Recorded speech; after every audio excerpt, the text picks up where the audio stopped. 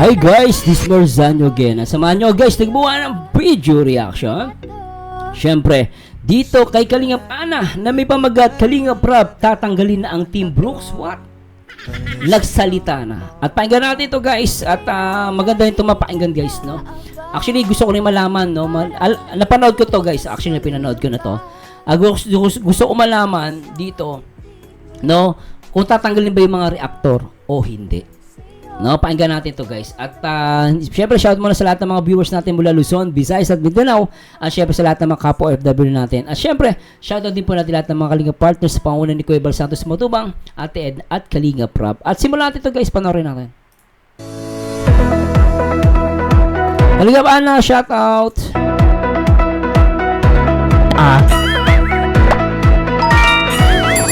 So kuya, bakit mo naman naisipan na tumigil? Ano yung pinaka nakaka-stress? Ay nako, titigil si Kalingap Rab, nako. Kuya, meron ka bang balak talaga na ihinto yung mga love team? Ay! Madami kasing nagsasabi na Team Brooks daw at si Kalingap Dan ang isa sa mga sumisira sa community ng Kalingap. Ano pong opinion Grabe niyo? yun, Totoo ba? Sa mga reactors ng Kalingap, ano ba ang talagang trabaho nila? Ay! Tirahin ang kapwa Kalingap o ipagtanggol ang Kalingap sa anti-Kalingap? Welcome back to my channel guys. So today kasama natin si Kalingap Rab sa Saturday Mission. So interviewin natin siya. Kalingap Rab guys. Ay! Kalingap Rab, guguluhin lang kita Kalingap saglit. Ana. Sige. Pwede po kitang interviewin. Sige, sure. So, eto Kalingap Rab, Depende sa panahon. Joke. Sige, pwede naman mag-pass kuya. Okay. Kamusta ka naman po ngayon? Okay lang, mas motivated and Yun, tama yun. Mas mas motivated. inspired. Kasi yan nga, pag may mga talaga mga critics, lalo akong mas ginaganahan pa. At yun, masaya kasi dumadami tayo sa Team Kalingap and ako naman hanggat ramdam ko yung suporta sa akin, walang problema. Yeah. Tuloy-tuloy lang. So kuya, kamusta naman ang banding mo with Kalingap Angels? May mga nagbago ba?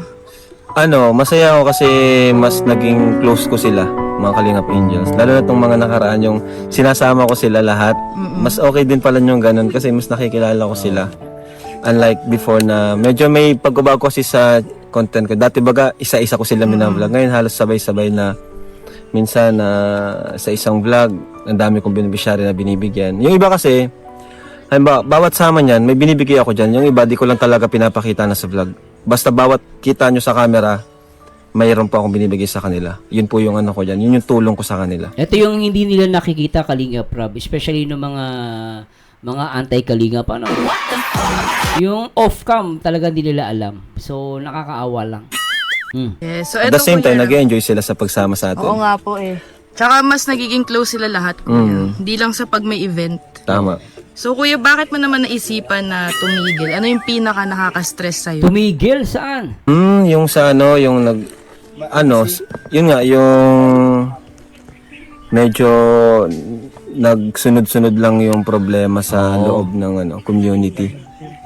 Lalo na yung regarding sa mga love team, di ba? Nako, oo. Teka. Ibig sabihin talagang apektado si Kalingap Rab sa mga love team. Ulitin natin yung portion na yun guys, ulitin natin. Sa mga love team, di ba? Hoy! Sa pa guys, ulitin ko lang Yun nga, yung medyo nagsunod-sunod lang yung problema sa loob ng community. Lalo na yung regarding sa mga love team, di ba? Ayan na, oo. Regarding sa mga love team. Tanong Kalingap Rab, tatanggalin mo ba to? Na medyo, hindi lang medyo, talagang nagiging toxic na siya. Ha? Mga love team daw nagiging toxic na. Pero let's admit, totoo naman yung sinasabi ni Kalingap Rab, Kasi Kalingap Rab, totoo lang po, Siyempre sa mga love team, may matitino dyan marami. Kaya lang, talagang nagiging toxic na Tama si Kalingap Rab. Kumbaga, yung una okay naman Ang problema, nagiging toxic na. Iba pataasan ang ihi. Parang si ganito, si ganyan, si ganare. Dapat mataas yung ihi niya. Papanghi tayo niyan. Mm. Kasi may kanya-kanyang sinusuportahan. Oo. Tapos, Gaaway-away. basta alam naman na lang mga viewers yan, basta pag sa mga fanatics, di ba? Minsan, di na talaga kontrolado yung mga sinasabi. Oo. Basta support lang sila sa kanilang iniidolo. Oh, yun ang nakakalungkot, Kalingap Rab, eh. Support sa iniidolo, pero dun sa Kalingap, wala. Ano? Minsan nagugulat ako, may nag-comment pa. Nakakalungkot lang, guys, isipin. Na parang mas sasabihin ba, Kalingap Rab, tigil mo na yung love team. Bakit? Kasi toxic daw, naging toxic. Diyan nga nabuo yung mga nagmamarathon. Yung mga nagmamarathon, ginagawa nila yung the best nila. Nag-uubos ng oras, napupuyat. Para lang i-marathon yung kanilang favorite love team. Tapos sabi nyo, toxic. Paano naging toxic? Kawawa naman yung mga talagang napaka-supportive sa love team. Kailan lang nagiging toxic yan? Meron mga nakapasok na mga panatiko lang sa love team. Ang nangyayari kasi ngayon, guys, ang gusto lang nila love team, pero si Kalingap Rab, hindi nila support. Hindi. Doon lang sa love team. Si Kalingap Rab ang dyan, nagbuo niyan eh. Kaya gusto nila, favorite love team lang nila. Mali po yun. Ako, naintindihan ko po kayo. Lahat tayo may bias tayong love team. Normal po yan, guys. Pero kung ako tatanungin, guys, as a reactor, as a simpleng mamamayan, kung may bias man tayo, pero wag naman tayong manira.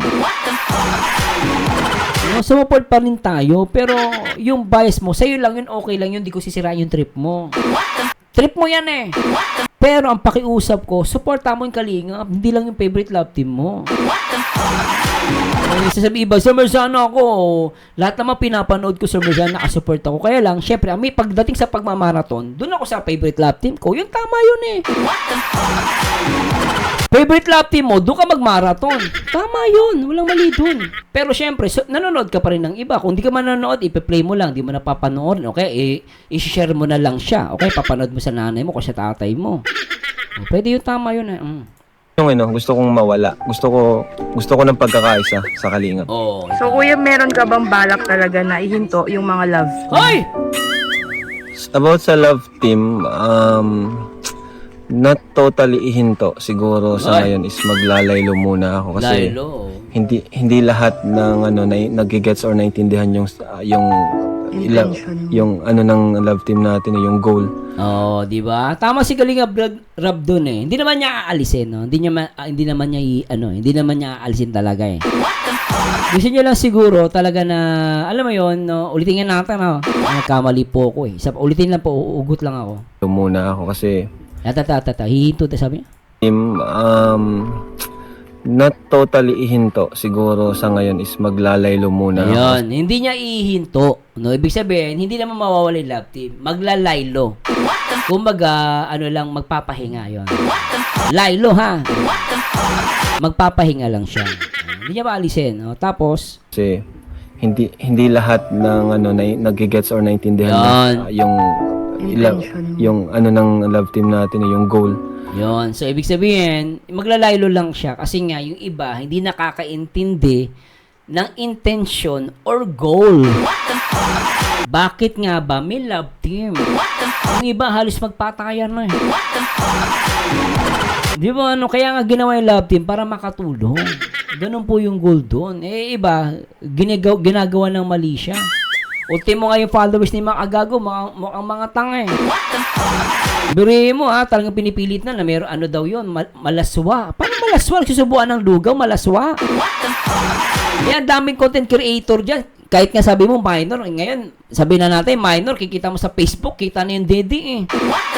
Kasi may mga minor, alalaki na ng dibdib, hindi mo maiwasan. Di ba? Kaya nakakagulat lang, minor pa yun Nagpo-post ng mga, sabi ko,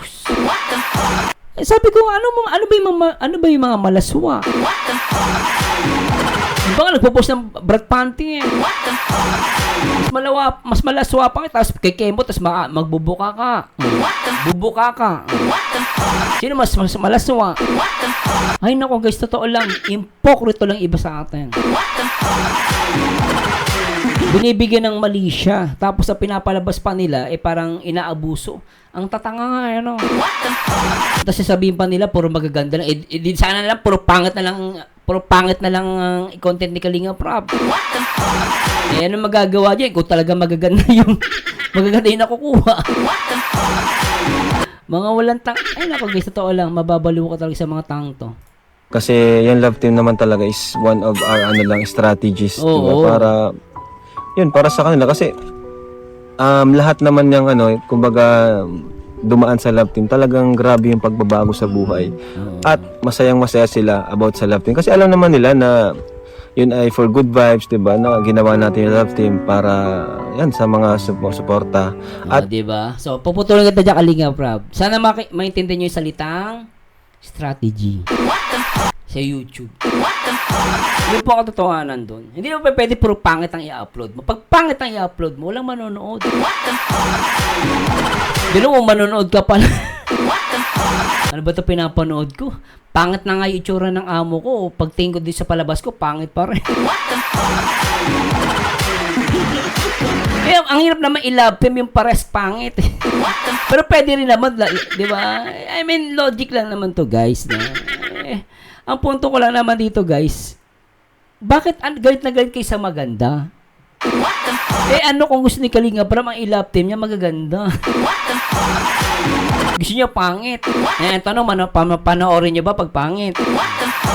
Kaya nga mataas ang views kasi nga magaganda yung napapanood nila. Para makatulong din sa kanila. Which is, napatunayan naman natin yan sa Jomcar, sa EDSI. Oo. Na grabe naman talaga yung pagbabago sa buhay nila. Yun naman yung tension natin, kaya may love team na ginagawa tayo. Pero kung ayaw na ng iba or kung marami na rin umaayaw and outside sa Kalingap, marami na rin kumbaga nakakagulo or medyo di nila gusto yun, wala tayong magagawa kundi ihinto yun. Ito Kuya Rab, madami kasing nagsasabi na Team Brooks daw at si Kalingap Dan ang isa sa mga sumisira sa community ng Kalingap. Ano pong opinion nyo doon or totoo ba? Para sa akin hindi kasi hindi naman sila yung sa akin nagpapa-stress sa akin. Kasi para sa akin nakakasira sa Kalingap yung nagpapa-stress sa akin o yung nagbibigay ng problema sa akin gaya ng mga yung mga yun na nga, yung mga bashing sa bawat love team, mga sinusuportahan, yung pagkakawatak-watak ng sinusuportahan, tapos yung mga fake pages, mga reactors na hindi naman talaga tama yung ginagawa. Totoo lang, hindi naman, alam mo, Kalinga Prab, totoo lang, hindi mo makokontrol yan. Lalo sa social media. Pero totoo naman, nakakadagdag ng ng stress. Nagpupunumot ng bashing lalo. Yun yung talaga nakaka-stress sa Kalingap. Hindi naman kasi si Dan kahit anong mangyari siya talagang nanatiling loyal siya sa akin. At hindi niya mas pinili ang humiwalay or magpasakop sa sponsor. Talagang Kalingap talaga siya or yung respeto niya sa akin at kay Kuya Bal andyan. Hindi siya umalis. Wow. So ito Kuya, sa mga reactors ng Kalingap, ano ba ang talagang trabaho nila? Tirahin ang kapwa Kalingap o ipagtanggol ang Kalingap sa anti-Kalingap? Sa ngayon kasi halos konti na lang kinoconsider kong reactor ng aking ng Kalingap. So dito sinasabi ni Kalinga Prab, konti na rin kinukonsider niyang reactor. Bakit Kalinga Prab, konti na rin kinukonsider mo reactor? Yan sila July Paunil, sila Kuya Jens, sila Kuya Nel. Sino pa ba? Yan, yung mga good vibes reactor. Kuya Marciano, sila... Salamat, Kalinga Pana. Grabe ka talaga sa akin. Salamat, Kalinga Prab, sa alam mo yun, pag-mention sa pangalan ko, nahihiya naman ako bigla. Kalinga Pana, thanks so much. Salamat sa iyo, ha. Grabe ka. Salamat din sa tiwala, Kalinga Pana.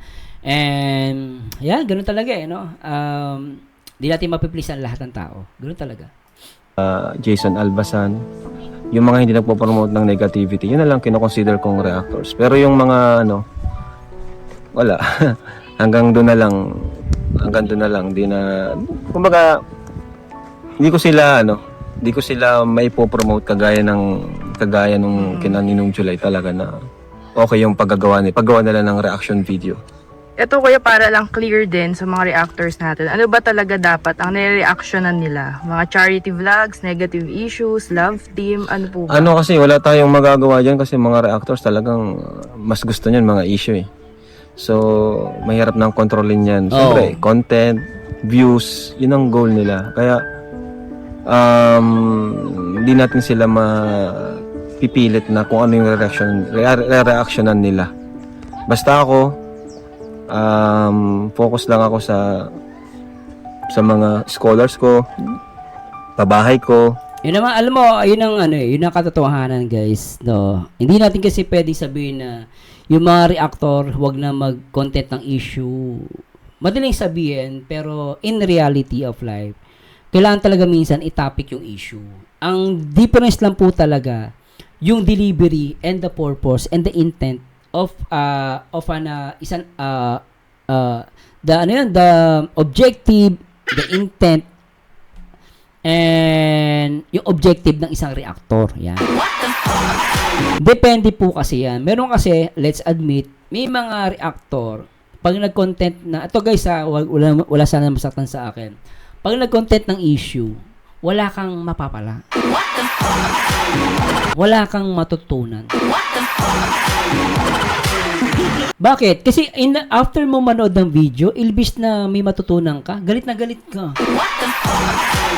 Pangit yung effect pero may mga reactor, no? Hindi ko na iyan yung sarili ko, di ba? Baka sabihin bias tayo. Pero may mapapanood tayong mga reactor dyan, no? Like si Obilito TV, gusto ko yon. Kasi unang-una, nagtatopic siya ng content, ng issue, pero in the end, may mapupulot may matutunan ka kay Obilito, Natawa lang guys, natawa kay Obilito. Talaga minsan, content siya ng issue, may matutunan ka Tsaka makikita mo sa kanya dun na, tama, may punto, no? So, pero let's admit, may mga reactor, pag nag-content ng issue, talagang wala kang matutunan, talagang galit na galit ka. No? So, yun ang difference, guys. Kaya sa akin ng issue, ako nagko-content po ako ng issue to educate. Like, nangyari recently lang, kay Makagago, issue yun. Pero ba't kailangan kong i-content? Kasi, for educational purposes, at makita natin kung paano akusahan si Kalinga Prab nang walang batayan. Tapos ang batayan pa niya sa Reddit na ang mga yung mga tao doon anonymous. So wala siyang accountability kasi binasa niya lang yun. Pero ang pinili niyang basahin doon yung mga against. Hindi man lang siya nagbasa o naghanap ng ibang resources na yung comment ng mga taga-Kalingap na okay naman yung review, yung good comments. Ang binasa niya lang yung mga negative. So talagang ang tendency nun, pangit ang image ni Kalinga Prab sa content niya.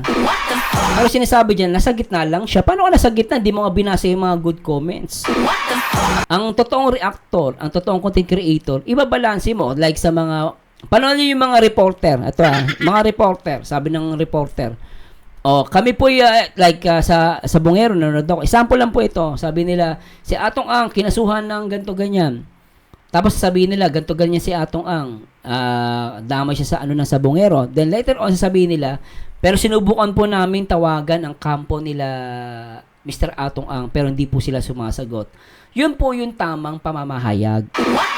Balanse yung balanse yung pag-report mo or pag-content mo. Ganun po yung tama. Hindi yung magbabasa ka ng negatibo, puro kupal yung mababasa mo. Kupal si Kalinga Prab. Sana, kung ikaw ganun, try mong kontakin si Kalinga Prab, tanongin mo, magtanong-tanong ka, okay? Maghanap ka pa ng mga feedback about sa Hindi yung lumalabas, one-sided. This is only my opinion, pero titignan mo, i-analyze mo yun. Talagang napaka one-sided. Binasa mo yung negative. Kung totoong nasa gitna ka. Ngayon, yun yung sinasayin ng problema ibang content creator. Yun ang punto natin. Kaya ako minsan guys, hindi nyo ma-expect, hindi nyo maiiwasan. Magko-content po ako ng issue. Not to make a fight to someone else. No. To educate our viewers. Para malaman nila at maintindihan nila ano ba yung tama at mali. Pag-uusapan natin yun, ganun.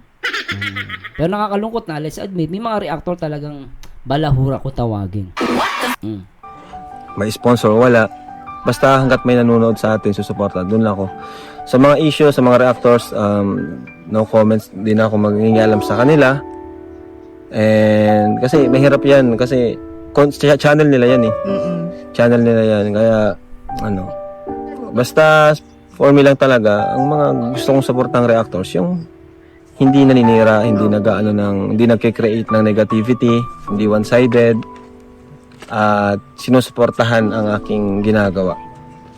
Eto kuya, minsan ba naisip mo na din na alisin na lang yung Team Brooks since madami na ring bashers or request ng iba? Hindi ko naisip yung ganong bagay. Hindi ko naisip yung ganong bagay na alisin ng Team Brooks kasi unang-una ano yan kapamilya, 'di ba? Pinsan.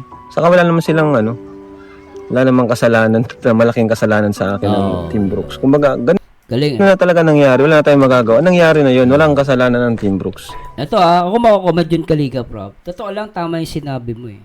Siguro sa iba, may kasalanan man ang Team Brooks sa ibang tao. Labas si Kalinga Prab dun eh. Pero sa kanya, ang ganda nga sinabi niya eh. Pero sa akin, wala naman silang matinding kasalanan eh. Personally, walang kasalanan. Kumbaga, labas yun eh.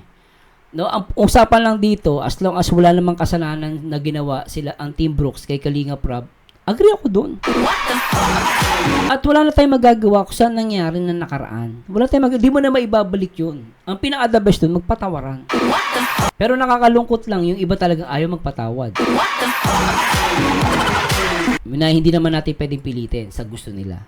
So, karapatan nila yon. Kung ayaw nila magpatawad, okay lang. Pero totoo lang guys, tatanungin sa inyo, huwag niyo parapan sa sarili niyo, magpatawad kayo. At ako nakikita ko yung dito, based analyzation natin. Agree ako sinabi ni Kalinga Prab. No, wala namang malaking kasalanan talaga yung Team Brooks eh. Kung sa kanya ang usapan. Saka di naman, totoo lang ako, masasabi ko, di naman sila nakapatay eh. Pwede pang ayusin eh. Pwede namang ayusin ng mga bagay, di ba? Kaya lang talagang, ay nako guys, sana huwag kayo magtampo sa akin guys Pero kung natutuwa ako kay Kalinga Prab, sa akin, agree ako sa sinasabi niya. No? Kung sa iba may kasalanan, edi sa inyo managot si ang Team Brooks. Pero kapag dating kay Kalinga Prab, tama siya doon. Wala namang kasalanan ng Team Brooks sa kanya eh. Ba't niya paalisin? Ayun lang yung punto to guys. Ito rin natin. Walang kasalanan sila Kuya Brooks dyan. Kumbaga, wala kumbaga, tawag siya, may mga bagay talaga na di maiwasan. At kahit di natin gustuhin, yun yung nangyayari. And kuya, ano ang ibig sabihin sa'yo ng one Kalingap, one family? Ito, yung ganito, pakita mo sila. Unity and peace. Katuwaan, good vibes. Yan, pagka-adventure, pagkakaisa, yan. And ito pala kuya, ano ang opinion mo dito sa mga nagsasabi na kung wala daw sponsors, wala din daw Kalingap? Ha? Matagal na akong sa akin matagal na akong tumutulong kahit walang sponsor. Mas ako sa sarili kong kumbaga mas kumakapit ako sa sarili kong kinikita, sarili kong effort. Kung may mag-sponsor man, thank you pa rin ako. Kung wala, okay lang din kasi kung ano lang yung kaya kong itulong, yun lang yung may tutulong ko. Yes. And pero kuya, masaya naman ako kasi until now, nakapagpabahay ako. So kuya, ano ang mga plano mo sa mga susunod pang araw pa? Sorry guys So, yun ang pinaka-importante doon. In the end of the day, maganda yung nakapagbabahay si Kalinga Prab. Yung tama doon. Mga plano mo sa mga susunod pang araw para sa Kalingap Foundation? Yun nga, matagal ko nang pinaplano yung makapag-travel at makapag-charity sa outside Bicol. Yun yung mga plano ko. Mas kumalat pa. Ito yung maganda kay Kalinga Prab. Hindi niya pinapansin yung mga basher. Ang pinapansin niya, yung goal niya, na yun, gusto niya talaga mag-charity outside of the Bicol, which is good. Mas kumalat pa. Malapit na yun kasi okay na siya, nag-recover na lang si Chucky. And kuya, message mo syempre sa mga solid supporters ng Team Kalingap na from day 1 until now, talagang nandyan. Ayan, sa ngayon, pa rin naman ako, sobrang saya ko pa rin naman kasi ramdam ko pa rin yung support nila. Sa views ko per upload is okay pa rin naman. Talagang, yun naman ang importante sa mga content creator is yung views, di ba? Ibig sabihin, may mga sumusuporta pa rin sa'yo. Nakita mo yung guys, no? Lahat ng content creator for the views. Unahan ko na ha. Baka sabihin na naman ng mga company ni Maagago for the views na naman. Lahat ng content creator po, Facebook or YouTube, TikTok, habol po namin views. Unahan ko na, baka sabihin, kita mo si Kalinga Prab for the views, lahat po ha. Lahat po ng nasa YouTube, Facebook for the views. Ang pinagkaiba lang, no? Kung for the views ka, sa paano mong paraan mo ginagawa magkaroon ng views. 'Di ba? Yun lang naman guys Kung sa pagtulong, wala namang problema dun Pero kung paninira, galing yung views mo, wag na lang. Tapos sa Reddit ka lang magbabasa ng paninira, wag na lang, Sa mga content creators, yung views, di ba?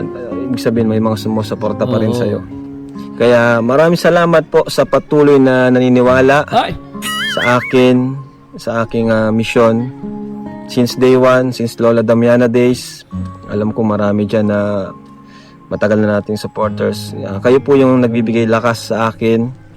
Sa totoo lang, kayo po yung mga comments nyo. Sobrang appreciated ko po yon. At hanggat andyan po kayo, mga subscribers, mga viewers, papatuloy po ako sa ginagawa ko pong charity content. So, thank you so much po from the bottom of my heart. Tama, And lastly, Kalingap Rob. Kuya, syempre, anong advice mo sa mga bagong member ng Kalingap na paano nila i-handle ang bashing? Ako naman, yan sila, nagmi-meeting naman kami. Mini-meeting ko sila kasi mga baguhan sila. Ito yung mga, kung ano yung mga dapat iwasan, kung ano yung mga dapat gawin. So, okay naman kasi sumusunod sila sa akin. Sabi ko kasi, ito yung kailangan nyo talaga. Kung gusto nyo tumagal sa akin, sumunod kayo sa rules ko. Oh. Diba? Alam naman nila yung mga rules. So sinabi ko sa kanila. And wag silang papasilaw sa views, sa sponsors, or sa... Yan Huwag magpapasilaw sa views at sponsor. Tandaan nyo guys, sa lahat ng mga content creator, mag-ingat kayo sa sponsor. Totoo yan guys, maniwala kayo. Siguro kung may mapagkakatiwala kayong sponsor, okay lang, pero mag-ingat po kayo. Huwag kayo papalamon ng buhay sa mga sponsors at views. Totoo yung sinasabi ko rin nga. Pero kasi nagko-content for the views, tapos iba, pag may sponsor, may pera, babayaran ka para mang-away ka. Uy, awahin mo nga ito, binabasya ko, pera ang... Ganun yung mangyayari. Yan, So, para sa akin, ingat lang talaga. Magandang yung advice ni Kalingap Rob. Ingat sa sponsor at sa mga views. At yun po yung reality. Yun po ang katotohanan na ang mundo ng ang content creation, ang pagiging content creator po, napakadelikado rin talaga. Pag hindi ka nag-ingat dyan, nagpalamong ka, yari ka. Pero in fairness naman po, may mga sponsor na sobrang babait. Katulad po yung nagbigay sa akin. Salamat po ma'am kung narinig niyo po ito. Maraming salamat po sa nagbigay sa akin ng bracelet, ng Rob bracelet. Salamat po, ipopost ko yun pero hindi ko po ipopost pangalan nyo. And ayaw nyo po magbigay ng pangalan. Salamat po sa Diyos at sana igantihan nawa kayo ng Panginoon. Binigyan niya ako ng for the first time sa Kalingap, may nagbigay sa akin. Yun po hindi ko po hiningi. Nagulat lang po ako, may nagpadala sa amin ng bracelet ni Kalingap Rob sa True Velvet Box. In order niya para sa akin. Salamat po sa Diyos sa mga tunay na nagmamahal po sa akin. Totoo lang po, parang ako nga, totoo lang po, wala po akong karapatan Kasi una-una, ako'y, alam niyo, I'm just a simple reactor lang po. Pero yung binibigay niyo po na pagmamahal sa akin and support, maraming salamat po. Lalo yung mga viewers natin and subscribers, gantihan nawa kayo ng Panginoon. Hindi naman po, wala sa material na bagay, material man o hindi. Maraming salamat po. Sobra guys. Kanino man, kung gusto nyo tumagal, kumbaga maging loyal sa akin. Kasi andito lang naman, hindi naman sila mawawala hanggat dito sila sa akin. Kumbaga, kung aangat ako, kasama ko silang aangat. Oo. At sa bashing, masyadong kumbaga, part na yan. Given na yung mga bashing yan. Mawawala yan. Kumbaga, may mga, kumbaga, di natin kayang i-please ang lahat. Given na yung mga bashing na yan. So, sabi ko, expect na nila yan. At medyo, naman sila, matured enough na to handle na yung mga bashers. So, yun. Yun lang, Kuya Rob. Thank you so much sa iyong Thank you. time. Thank you. Salamat po. Anyway, Kalingap Ana, thanks so much sobra ka. Binanggit mo pangalan ko sobra ka. At syempre, salamat kay Kalingap Rob sa talagang tinagtitiwala din siya sa akin. Pasensya na po guys sa reaction video ko, may napahaba tayo. Pero anong masasabi nyo guys, please comment down below at like and share po. Anyway guys, ito po ang paborito nyong reactor, ang nag-iisang Marzano TV 2.0. At sana, sa lahat ng mga team Kalingap, supportahan po natin lahat ng programa ni Kalingap Rob, ni Kuya Bal at ni Ate Edna. Yun ang po masabi ko at huwag na tayong magmanood ng mga anti-Kalingap. Wala tayong mapapala dyan guys. Anyway guys, this is Marzano again. Samahan nyo nito guys sa akin next video reaction. At tandaan nyo laging tatandaan ang taong bitter ay walang forever. And to God be the glory guys. Paalam po. Bye-bye.